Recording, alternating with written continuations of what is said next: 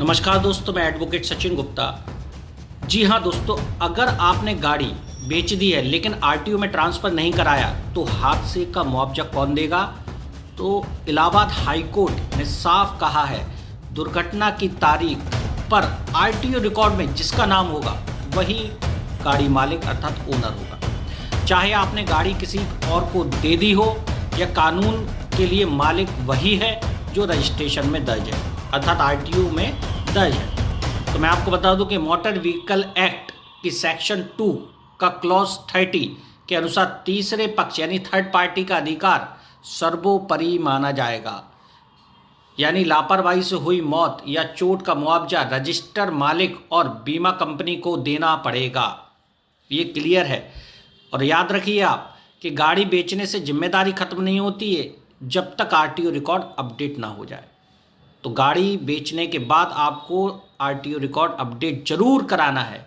आप इसको एक एग्जांपल से समझिए। मान लीजिए कि एक राजेश नाम के बंदे ने अपनी कार मोहन को बेच दी और दोनों ने आपस में पहले लेन देन कर लिया, बट राजेश ने आरटीओ ऑफिस जाकर गाड़ी से नाम हटवाकर मोहन के नाम ट्रांसफ़र नहीं कराई। तो कुछ महीने बाद उसी गाड़ी से सड़क हादसा होता है और एक परिवार ने अपने बेटे को खो दिया उस सड़क हादसे में। अब सवाल ये उठता है कि मुआवजा कौन देगा?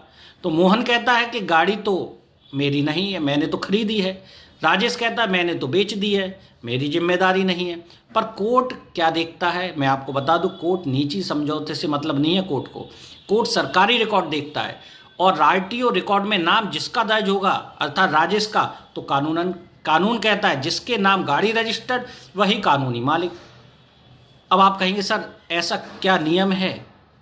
हाँ, क्योंकि जिसने अपने बेटे को खोया है, आप बात समझिए, जिसने अपने बेटे को खोया वह खोजबीन नहीं कर सकता कि गाड़ी किसे बेची गई या फिर सिर्फ सरकारी रजिस्टर, वो केवल सरकारी रजिस्ट्रेशन पर ही भरोसा करेगा।